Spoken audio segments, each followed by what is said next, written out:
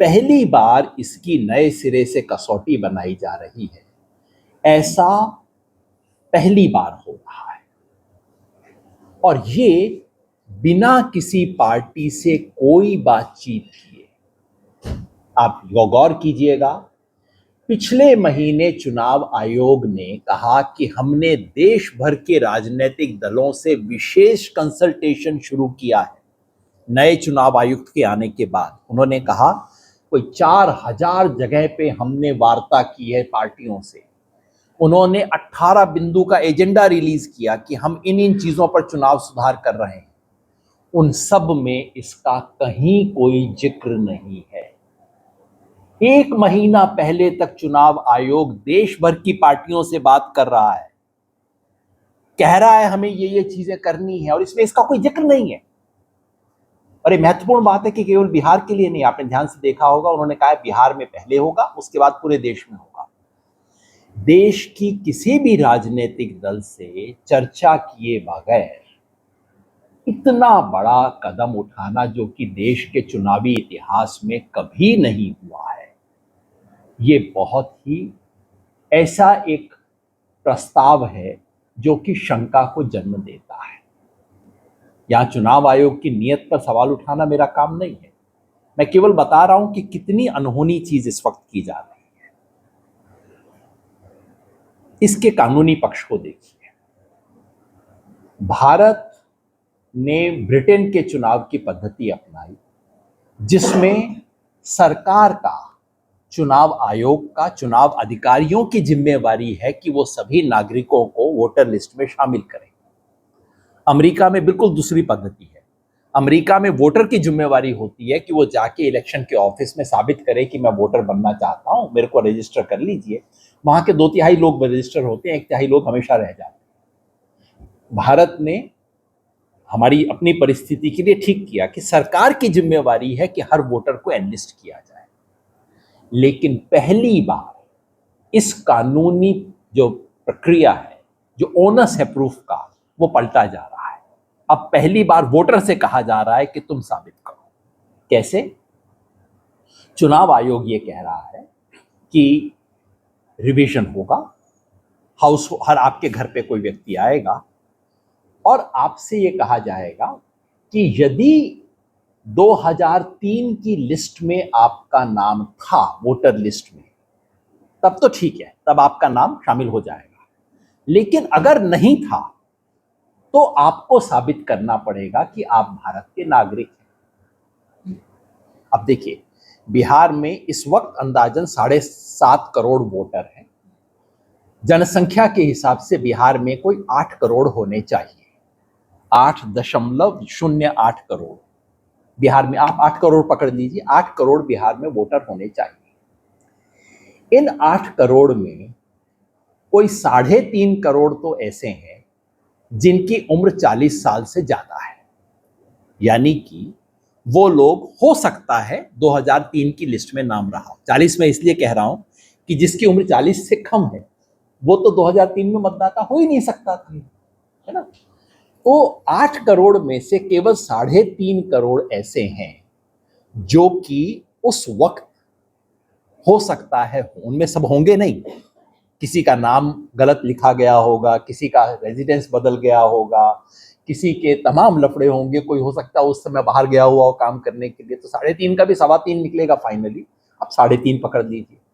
3.5 ऐसे हैं जिनके पास ये संभावना है कि वो घुमा फिरा के दिखा देंगे, देखो मेरा नाम था, शामिल कर दो।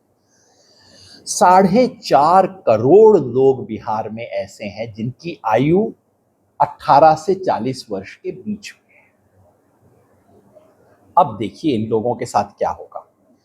इनमें से जो लोग 39-40 वर्ष के हैं, उनको कहा जाएगा, या कोई व्यक्ति जिसका उम्र 40 से फालतू है लेकिन जिसका नाम किसी भी कारण से 2003 की लिस्ट में नहीं था या जो ढूंढ नहीं पाया है, उसको कहा जाएगा कि तुम अपने जन्म का प्रमाण पत्र दो, हो सकता है वो निकाल लें।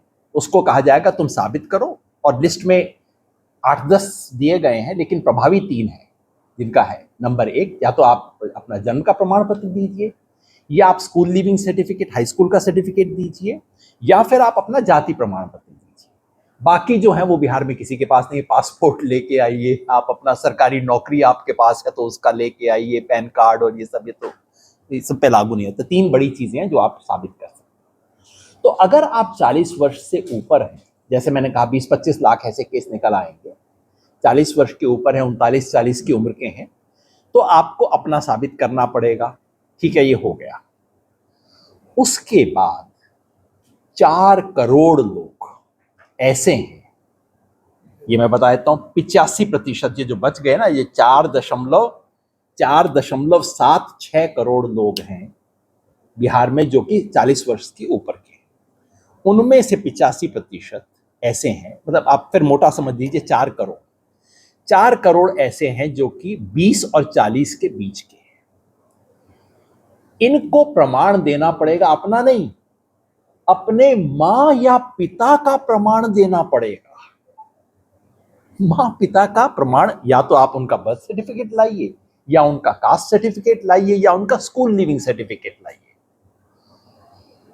और जो बच गए 15-20 लाख, 20 के बीच में है, ये 11% हुए, नहीं 50 लाख जो बच गए, उन्हें मां और पिता दोनों का प्रमाण पत्र लाना पड़ेगा। केवल मां या पिता का नहीं, मां का भी और पिता का भी, दोनों का प्रमाण पत्र लाना पड़ेगा, या तो स्कूल लिविंग सर्टिफिकेट, या बर्थ सर्टिफिकेट, या कास्ट सर्टिफिकेट। अब हम सब बिहार में रहते हैं, आप सब रहते हैं, आप सब जानते हैं बिहार में कितने लोगों के पास सर्टिफिकेट होगा। फिर भी हमारे साथियों ने रिसर्च की और मैं आपको बता देता हूं बिहार में कितने लोगों के पास ये सर्टिफिकेट है। सन 2001 से 5 के बीच में बिहार में सर्वेक्षण हुआ, नेशनल फैमिली हेल्थ सर्वे, सरकारी सर्वेक्षण है, मैं कोई व्यक्तिगत बातें नहीं कर रहा। उसके हिसाब से बिहार में 2.8% लोगों के पास बर्थ सर्टिफिकेट था। 100 बच्चों में से 3 के पास बर्थ सर्टिफिकेट नहीं है बिहार में। मैट्रिकुलेशन, टोटल मैट्रिकुलेशन जो 40 से 60 साल की उम्र के लोग हैं जिनके लिए रेलेवेंट है, क्योंकि याद रखिए मुझे अपना नहीं, अपने माँ बाप का सर्टिफिकेट देना पड़ेगा। इसकी उम्र 40 से 60 होगी। उसमें केवल 10 से 13% लोग ऐसे थे जिन्होंने मैट्रिक पास की। जिसने मैट्रिक पास नहीं की वो सर्टिफिकेट कहां से लाएगा? वो हो गया। कास्ट सर्टिफिकेट कितनों के पास था, इसका भी सर्वेक्षण हुआ है बिहार में। जो एससी हैं उनमें से 20% के पास कास्ट सर्टिफिकेट है, और जो ओबीसी हैं उनमें से 25% के पास कास्ट सर्टिफिकेट है। आप सारे को जोड़ लीजिए लमसम, ज्यादा से ज्यादा 1/3 लोग मिलेंगे जिनके पास इन तीनों में से कोई भी एक सर्टिफिकेट होगा। अब आप बताइए, 4.5 पौने 5 करोड़ लोगों को साबित करना होगा कि उनके पास, कि वो, उन्हें एक एफिडेविट देना पड़ेगा, एफिडेविट के साथ में इनमें से कोई एक सर्टिफिकेट अटैच करना होगा, और सिर्फ 1/3 के पास होने की गुंजाइश है। बाकी 3 करोड़ लोग कहां जाएंगे, कैसे साबित करेंगे? और याद रखिए ये सारा खेल 1 महीने में पूरा हो जाएगा। जिस बिहार में कास्ट सर्वे करने में आप जनवरी से मई के महीने तक कास्ट सर्वे हुआ, और याद रखिए कास्ट सर्वे में कोई आपसे प्रमाण पत्र नहीं मांगा जा रहा था, एफिडेविट नहीं लिया जा रहा था, सिर्फ कोई घर जा रहा था, नोट कर रहा था, उसको टाइप कर रहा था, बस। और ये कह रहे हैं कि 1 महीने में आपके घर आ भी जाएगा, आपसे एफिडेविट मांग भी लिया जाएगा, आपके एफिडेविट की जांच हो जाएगी, एफिडेविट में सर्टिफिकेट अटैच हो जाएगा। ये किस दुनिया में रहते हैं ये लोग? कम से कम बिहार में तो नहीं रहते, या मैं तो कहूं भारत में तो नहीं रहते। ये क्या खेल हो रहा है? ये खेल है तमाम ऐसे लोगों को वोटर लिस्ट से बाहर करने का, जो गरीब हैं, जो हाशियाग्रस्त समुदाय के लोग हैं। कहां से? बाप गया है पंजाब में काम करने, गया है मुंबई में काम करने, औरत घर में है, उससे आके पूछा जा रहा है कि आप प्रमाण पत्र लाइए, अपने पिता का प्रमाण पत्र लाइए, अपने पति की मां का प्रमाण पत्र लाइए। क्या खेल है, क्या समझते हैं ये? और ये सब 1 महीने के अंदर।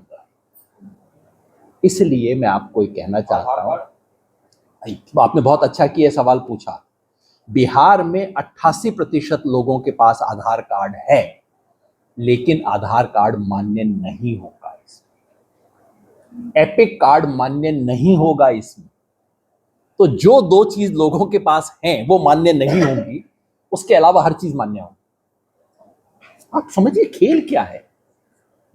जिस आधार कार्ड को लेके पता नहीं लोग अपनी गुदड़ी के अंदर रख के और पता नहीं कैसे संभाल संभाल के रखते हैं, वो मान्य नहीं है इसके अंदर। आप समझिए क्या खेल हो रहा है इस वक्त ये, और पूरे देश को जानने की जरूरत है।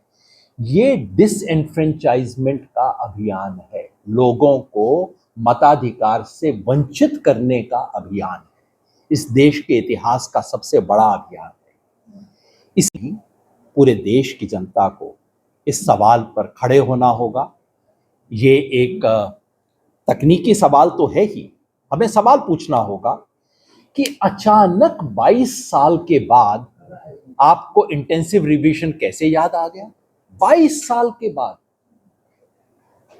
अच्छा, आपको लगता था बिहार में कुछ विशेष गड़बड़ है, हमें ठीक जांच करवानी है, तो भैया अभी 3 महीना पहले आपने समरी रिवीजन करवाया, दिसंबर जनवरी ये महीना था, आपने उस वक्त क्यों नहीं करवा लिया? पूरे आपके पास समय था। अचानक चुनाव से 2 महीना पहले जाग के आप इतना बड़ा एक्सरसाइज क्यों कर रहे हैं? पूरे देश में आपने बिहार को ही क्यों चुना है पहला प्रयोग करने के लिए? और अगर ये प्रयोग करना था तो 4000 जो मीटिंग आपने पॉलिटिकल पार्टीज के साथ की, उसमें जिक्र भी क्यों नहीं किया आपने इसका? बिहार में न जाने कितनी मीटिंग हुई, वहां आपने जिक्र क्यों नहीं किया इन चीजों का? ये कहीं चोर दरवाजे से एनआरसी लाने की कोशिश तो नहीं, कहीं ये डिसएनफ्रेंचाइजमेंट की कोशिश तो नहीं। लोकतंत्र के माध्यम से इस देश के अंतिम व्यक्ति को जो अधिकार मिला है, खाली वोट देने का अधिकार मिला है, और तो क्या मिला इस देश, वो अधिकार भी वापस लेने की कोशिश है। इसलिए मैं आपके माध्यम से और भारत जोड़ो अभियान की तरफ से आप बिहार की जनता को, बिहार के तमाम प्रबुद्ध लोगों को, क्योंकि बिहार की राजनीतिक चेतना इस देश में बहुत एक ऊंचे स्तर की है, उनके माध्यम से जनता को, बिहार के तमाम नागरिक संगठनों को और तमाम पॉलिटिकल पार्टीज को सबसे अनुरोध करता हूं कि इस सवाल को आप उठाइए और चुनाव आयोग से मांग करते हैं कि इस इंटेंसिव रिवीजन, विशेष गहन पुनरीक्षण को तुरंत रोका जाए। इसकी बजाय आप वो कीजिए जो आप कर सकते हैं, जो आपको करना चाहिए। महाराष्ट्र में क्या सवाल उठ रहे हैं कि आपने इतने नाम जोड़ दिए, काट दिए, जो आपकी प्रक्रिया थी वो आपने फॉलो नहीं की। तो भैया 1 महीने में जो आप कर सकते हैं, अपनी प्रक्रिया को ठीक से फॉलो करते हुए पारदर्शी तरीके से जो भी बदलाव करना चाहते हैं वो कीजिए, चुनाव होने दीजिए। चुनाव से पहले इतना बड़ा इस तरह का खेल मत कीजिए। भारत के चुनाव आयोग में आज उसकी जो भी स्थिति हो, चुनाव आयोग एक संवैधानिक संस्था है, इस देश के चुनाव में लोगों की आस्था है, और इसलिए हम सब की जिम्मेवारी बनती है कि चुनाव आयोग से इतनी तो उम्मीद करें कि वो इस देश के अंतिम व्यक्ति को वोट देने के अधिकार से वंचित नहीं करेगा। धन्यवाद।